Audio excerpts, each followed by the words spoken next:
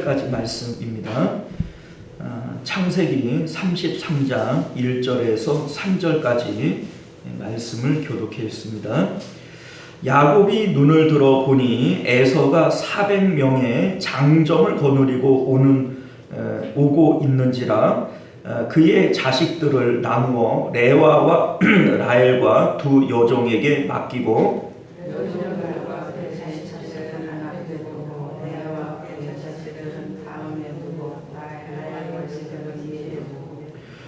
자기는 그들 앞에서 나아가되 몸을 7번 땅에 굽히고 그의 형 에서에게 가까이 가니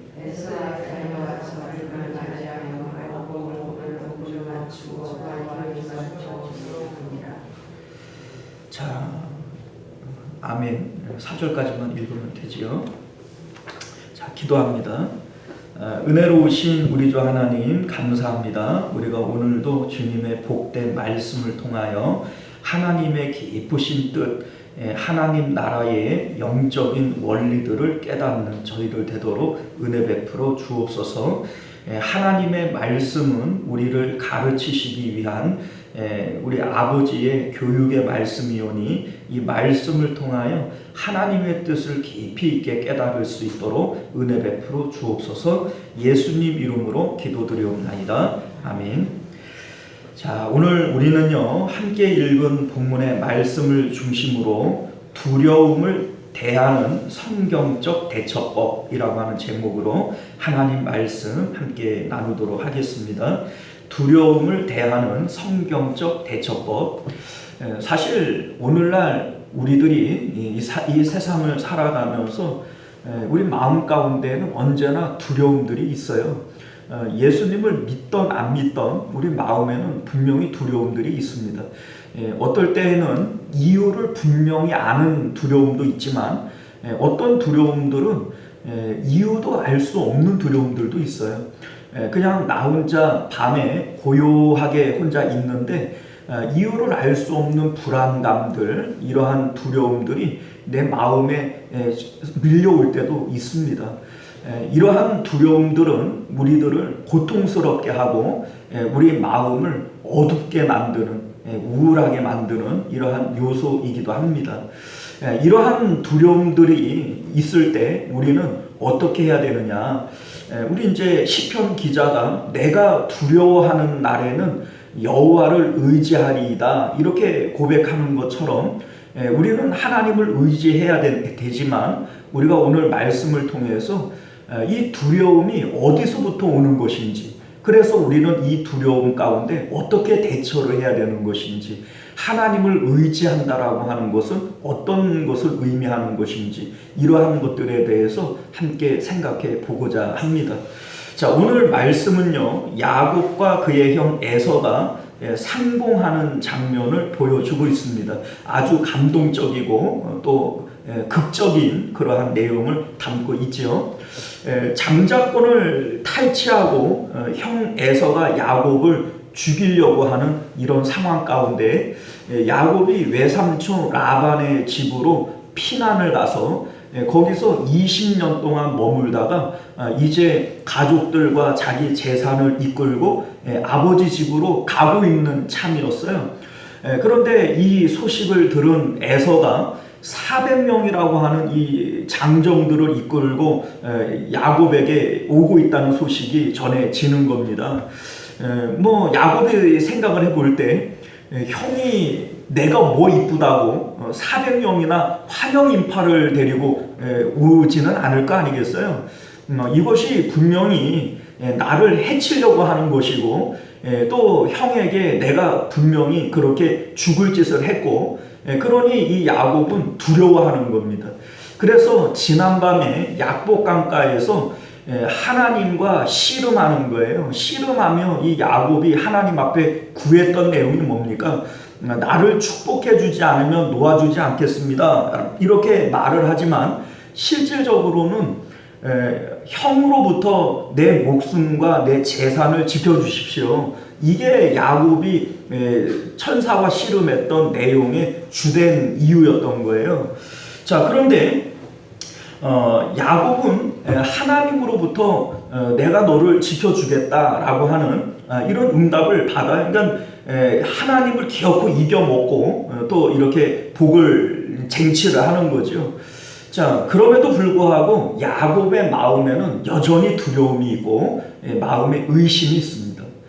그것을 우리가 뭘 보면 아냐면 2절을 볼까요? 2절을 보면 여종들과 그들의 자식들을 앞에 두고 레아와 그의 자식들은 그 다음에 두고 라헬과 요셉은 그 뒤에 두고. 자, 지금 세 대로 나누는 거예요. 세 대로 나누어 가지고 맨 앞에는 여종과 그의 아들들, 그 다음에는 레아와 그의 아들들, 그리고 마지막에는 라헬과 그의 아들 요셉.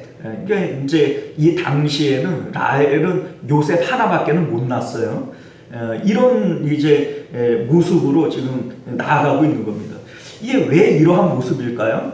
만약에 하나님께서 안 지켜주시면 그 다음에 형이 자기의 이제 자기를 치면 제일 먼저 누가 당해요?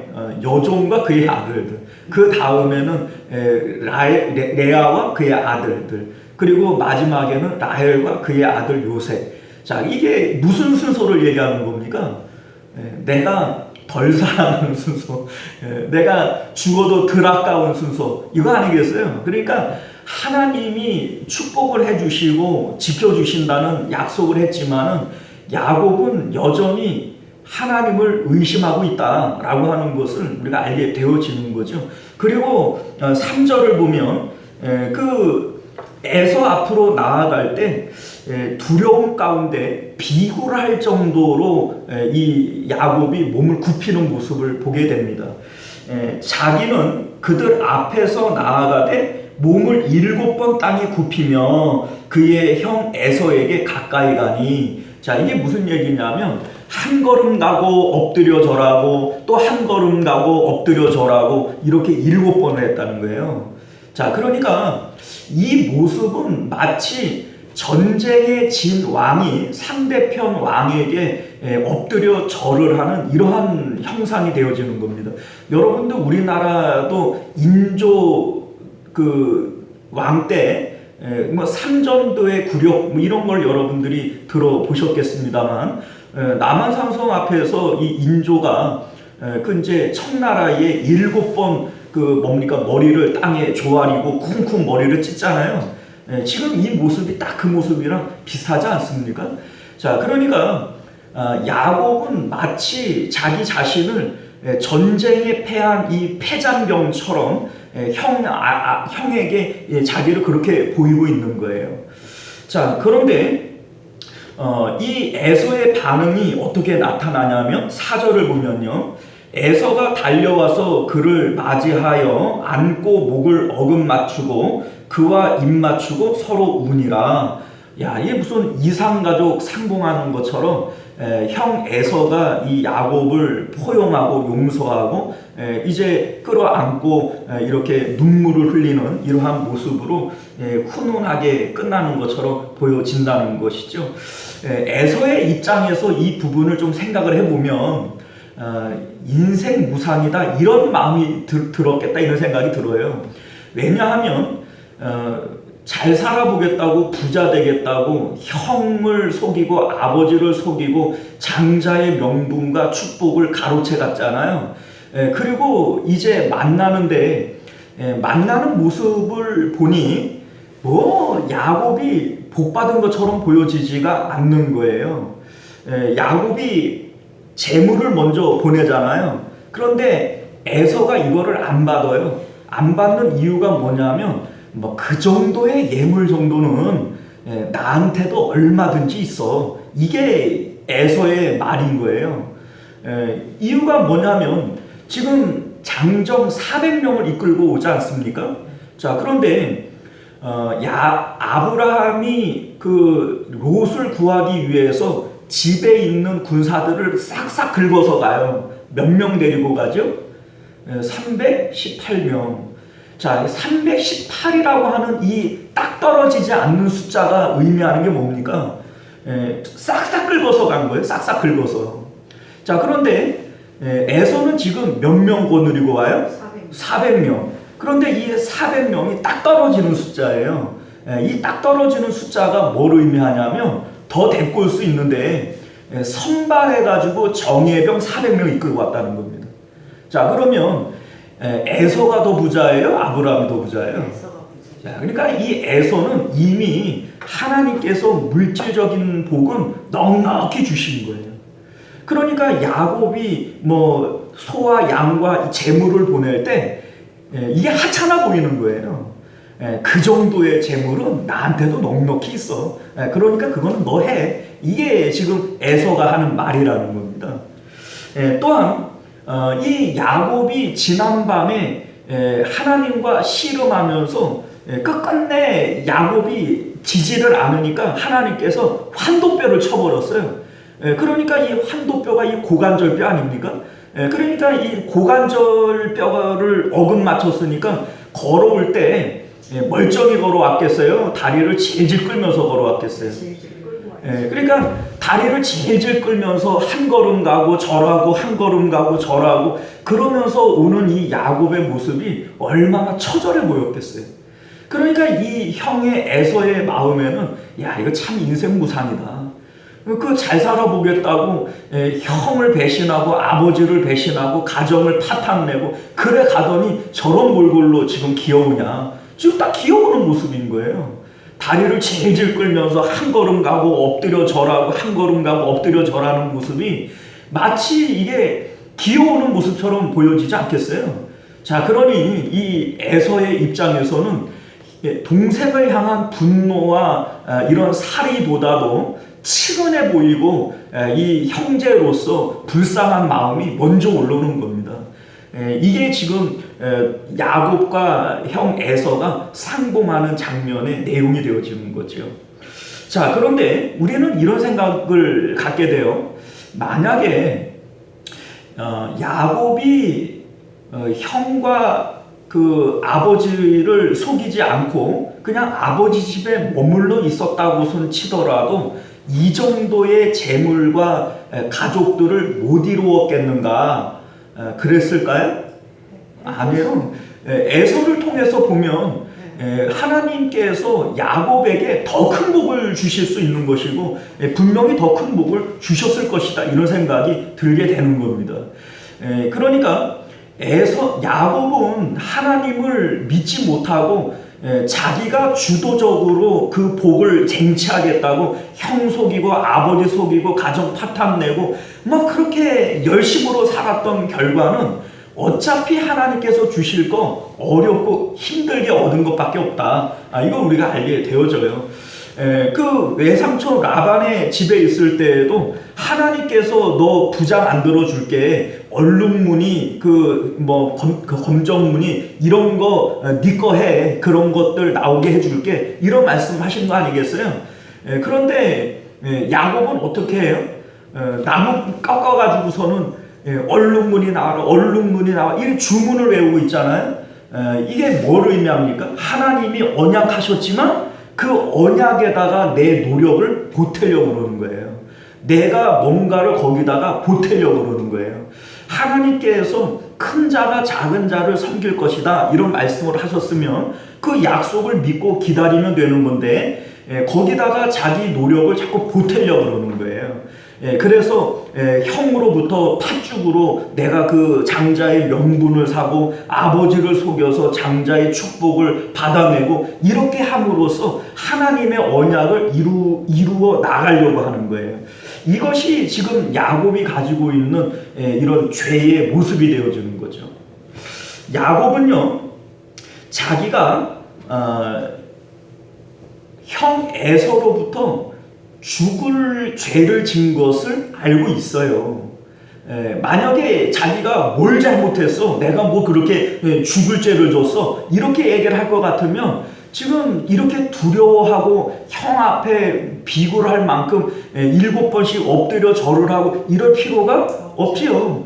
자기도 아는 거예요. 자기도 내가 형으로부터 죽을 죄를 졌지, 내가 형이라도 정말 죽이고 싶을 테지, 이러한 마음을 알으니까 지금 이렇게 비굴해지는 것이고 두려워하는 거라는 거죠. 자, 그러면 우리가 생각해 볼 때 야곱은 단순하게 하나님 앞에 내 재산 지켜주세요, 내 목숨 지켜주세요 이렇게 말을 하기 전에 먼저 회개부터 해야 되는 게 맞지 않아요? 그죠? 형에게 형 내가 정말 잘못했어. 내가 생각해봐도 형이 나를 죽이고 싶을 만큼 미울 것 같아. 그런데 그래도 형이니까 나 좀 용서해줘. 이렇게 먼저 용서를 빌어야 되지 않겠어요? 그러면 이 형이 용서해 줄까요? 안 해줄까요? 해주죠. 이 에서는 그렇게 야곱이 용서를 빈 것도 아니잖아요. 빌지도 않아요. 용서를 안 빌었는데도 용서해 주는 걸 보면 진심 어린 용서를 빌었다면 용서해 줄까요? 안 해줄까요? 용서해 주죠. 또 이 죄는 하나님 앞에 용서를 빌어야 되는 죄 아닙니까? 다윗은 우리야를 죽이고 바세바를 간음하고 난 다음에 시편 51편에 뭐라고 얘기해요? 내가 오직 누구에게만 죄를 범하였사오니? 하나님께만 죄를 범하였사오니. 이 죄는 하나님께 용서를 빌어야 되는 죄인 거예요. 왜냐하면 하나님의 언약을 믿지 못하고 불신앙으로 저지른 범죄 아닙니까? 그러니 하나님께도 용서를 빌어야 되는 거예요. 하나님, 단순하게 내 생명과 재산 지켜주십시오. 그렇게 매달리기 이전에 하나님 내가 범죄했습니다. 하나님의 언약을 믿지 못하고 하나님을 의심하고 내 힘으로 내 의지대로 뭘 하려고 했던 이것이 하나님 앞에 내가 큰 죄를 지은 겁니다. 내가 하나님께서 나를 죽인다고 그래도 내 할 말이 없는 자이지만 그래도 나 불쌍히 여기시고 나를 좀 구원해 주십시오. 이게 하나님 앞에 나아가야 할 먼저 해야 될 일들 아니겠어요? 그러나 야곱은 그런 게 없어요. 형에게 대한 회개도 없고 하나님께 대한 회개도 없어요. 자, 우리가 지난 시간에 야곱이 씨름하는 모습들을 우리가 봤는데 오늘날 이제 한국 교회가 크게 오해하고 있는 부분 중에 하나가 이게 하나님 앞에 드려지는 기도다. 그리고 기도는 이렇게 해야 되는 거다. 하나님께서 응답하시기까지 끈질기게 매달려서 그냥 질질 끌려다녀도 끈질기게 악착같이 기도해서 응답을 받아내는 것이 이게 기도다. 우리가 오늘날 그렇게 생각을 한단 말이에요. 아니라는 겁니다. 그것이 아니라고 하는 것을 우리가 무엇을 보면 아냐면 예수님께서 그렇게 하지 않으셨어요. 예수님은 하나님께 악착같이 뭐 땀방울이 핏방울이 되도록 기도해가지고 내가 하나님을 이겨먹었어요. 아니면은 하나님의 뜻대로 되기를 원합니다 하며 하나님 앞에 져드렸어요. 하나님 앞에 졌어요. 우리가 생각을 해보면 믿음의 조상들 가운데 누구 하나라도 하나님을 이겨먹은 사람이 있나요? 없어요. 다니엘과 그의 친구들이 하나님 우리 이 풀무불 가운데 살려주십시오. 사자굴에서 우리를 구원해 주십시오. 하나님께서 우리를 구원해 주신다는 약속을 하기 전까지는 우리는 절대로 기도를 놓지 않겠습니다. 이랬어요? 아니요. 이들은 하나님께서 우리를 구해 주시겠지만 그렇게 안 한다고 할지라도 우리는 하나님을 대신할 수 없습니다. 왕을 섬길 수 없습니다. 이게 그들의 기도예요. 아브라함이 하나님 앞에 기도할 때 하나님 내 아내를 잃어버릴 수 없고 내 자식을 잃어버릴 수 없습니다. 하나님께서 지켜주신다라고 약속하실 때까지 나는 절대로 내가 이 기도 포기 못합니다. 이랬나요? 아니요. 그러지 않았어요. 마음 가운데에서 아내를 내보내고 아들을 내보내고 그리고 하나님 한 분을 붙드는 것이 아브라함의 기도의 내용이었던 것을 여러분들 믿으실 수 있기를 바랍니다.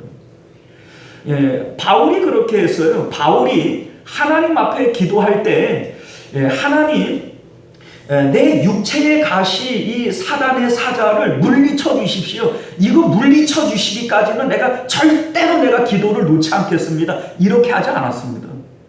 하나님 앞에 3번을 기도했지만 하나님으로부터 오는 응답은 내게 준 은혜가 내게 족하다. 그러면 바울의 기도대로 응답이 온 거예요? 거절이 되어진 거예요?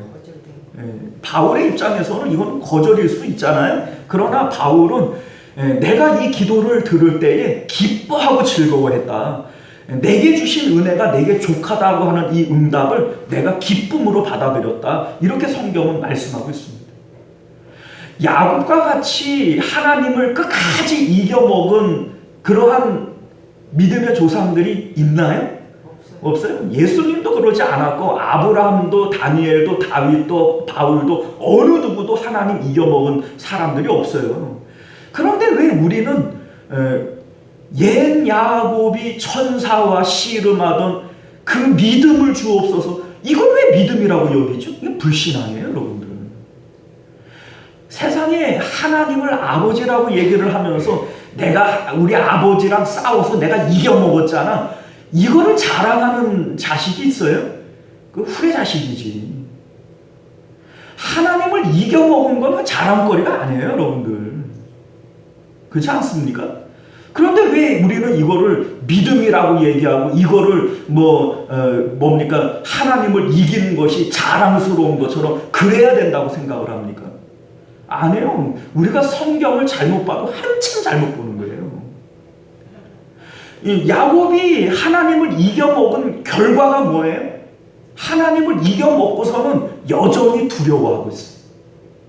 아니, 이겨먹었으면은, 야, 내가 하나님 이겨먹었으니까는 내 마음에 이제는 평안이 찾아와야 되지 않아요? 아니요.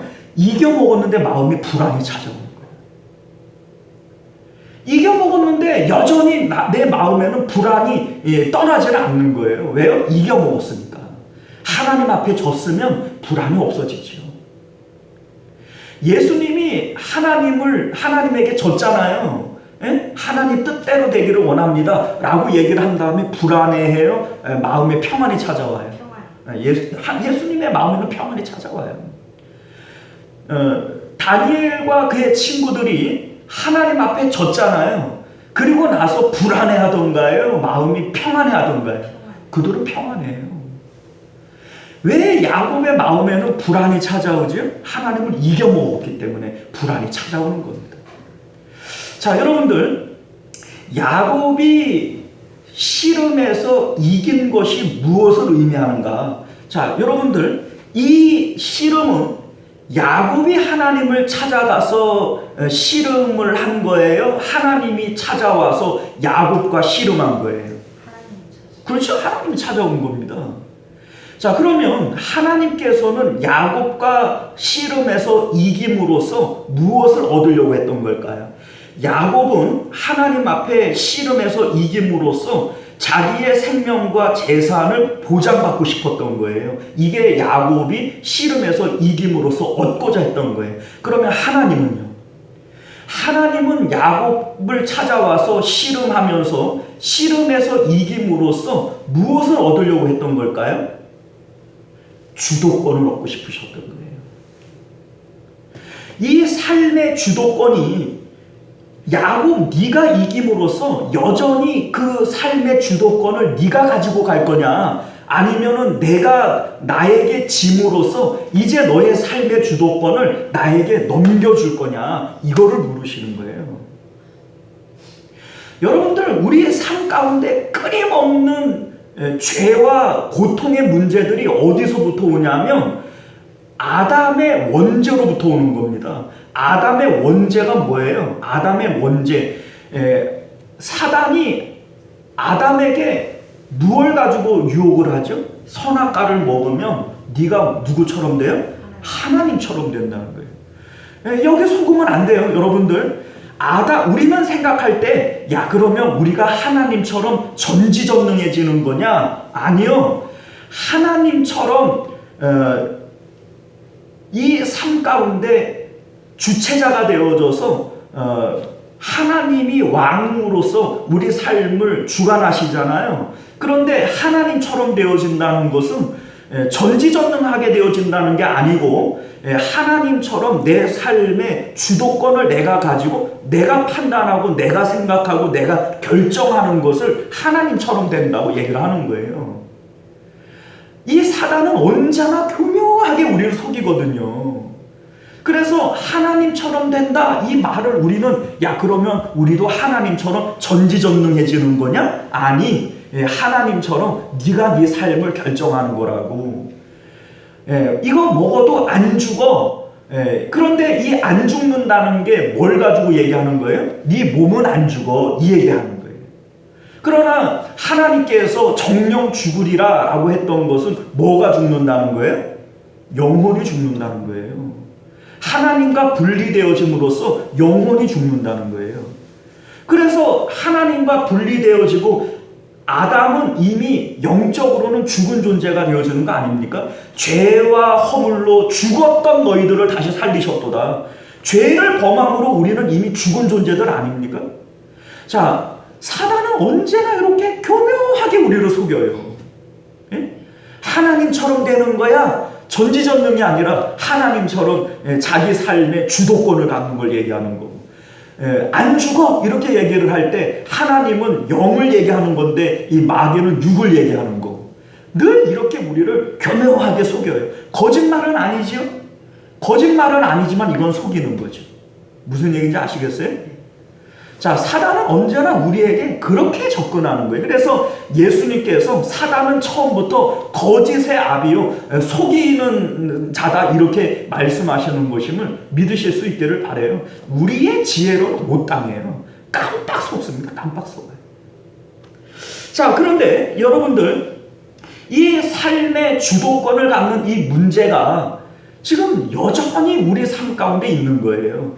사사기를 보면 그때의 이스라엘의 왕이 없으므로 각각 자기의 소견에 오른 대로 행하더라. 이게 결국은 삶의 주도권을 갖는 문제고, 아담의 문제고, 야곱의 문제고, 이스라엘 백성의 문제고, 오늘날 우리들의 문제가 되어지는 겁니다.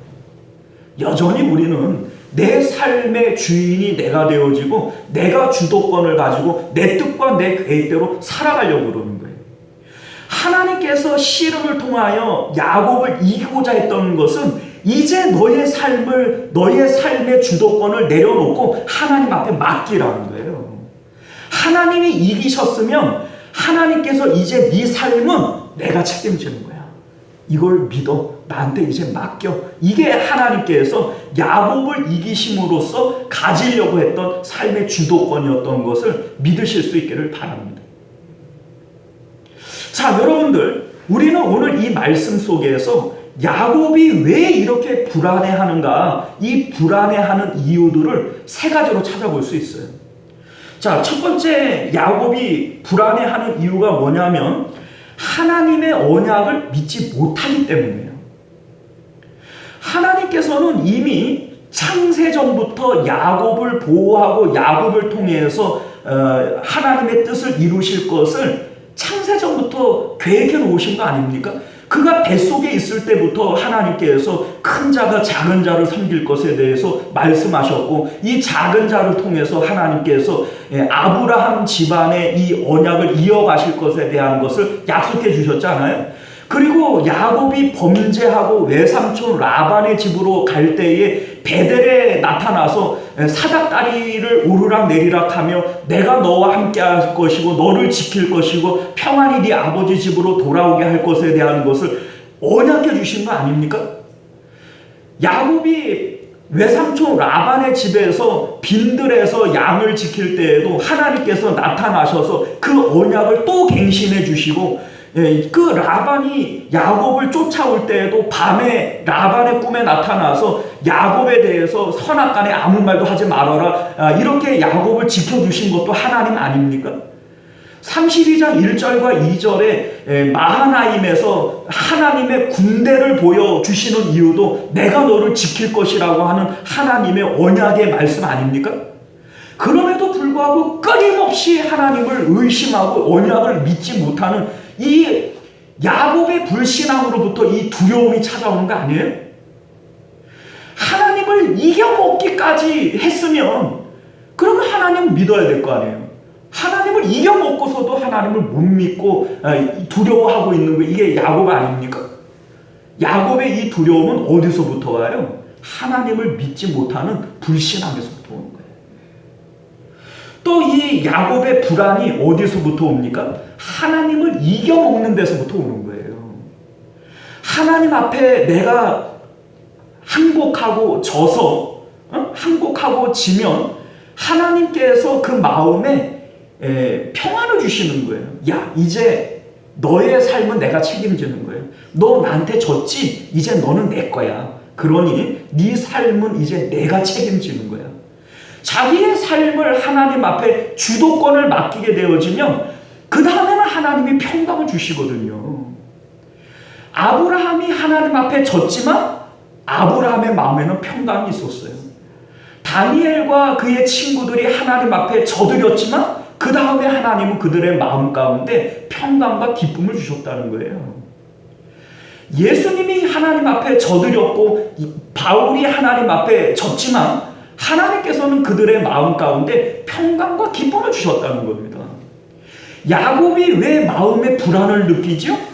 하나님 앞에 지지를 않는 거예요. 하나님을 꼭 이겨먹는 거예요. 그리고 내 뜻과 내 계획대로 내 삶을 살아가려고 하다 보니까 마음의 불안이 찾아오고 마음의 두려움이 찾아오는 것임을 믿으실 수 있기를 바라요.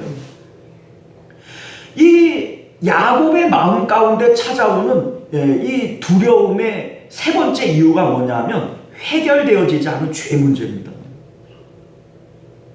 야곱이 형에게 진정으로 회개하고 하나님 앞에 진정으로 회개했다면 이 불안이 찾아오지 않죠. 이렇게 형하고 상봉하고 형이 용서했지요. 그럼에도 불구하고 형이 같이 가자, 내가 너를 보호하리라 이렇게 얘기를 하는데 형을 따라가지를 못해요.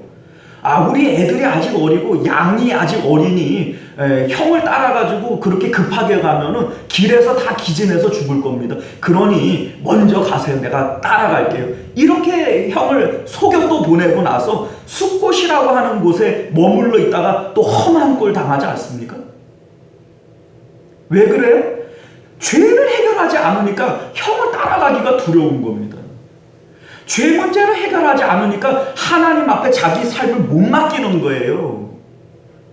그러니까 해결하지 않은 이 죄 문제가 이 야곱의 마음 가운데 끊임없이 두려움을 주고 그 고통을 주는 것을 우리가 보게 되어지는 것이죠. 사랑하는 성도 여러분, 이 문제는 야곱의 문제만은 아니에요. 오늘날 우리들에게도 똑같은 문제가 있는 겁니다. 왜 내 마음 가운데 두려움이 있죠? 어떤 두려움들은 원인을 알고 이유를 아는 확실한 그런 두려움도 있지만 막연한 두려움들이 있어요. 막연한 두려움. 분명히 형이 자기를 용서했음에도 불구하고 알 수 없는 두려움. 그냥 나 혼자 밤에 가만히 있다가 보면은 불현듯 찾아오는 이러한 두려움과 이 어두운 마음들. 이 어디서부터 오는 거죠? 하나님의 언약을 믿지 못하고 또 하나님 앞에 해결되어지지 않는 죄 문제, 그리고 여전히 내 삶의 주인이 내가 되어져서 내가 이 세상을 살아간다라고 하는 주도권에 대한 문제, 여전히 이런 문제들이 해결되어지지 않으니까 우리가 삶 가운데 두려움을 느끼고 공포를 느끼고 그렇게 살아가는 거 아니겠습니까? 예수님을 믿는다라고 하는 게 뭡니까? 십자가에서 주님과 함께 내가 죽은 거예요. 이게 예수님 믿는 거예요. 이제는 내가 사는 것 아니요, 내 안에 누가 살아요? 주님이 사시는 거예요. 내 삶의 주도권은 누구에게 넘겨준 거예요? 이제 하나님께 넘겨준 거예요. 이게 예수님 믿는 거라고요. 그렇게 되어지면 이제는 우리는 하나님의 언약 안에 사는 겁니다.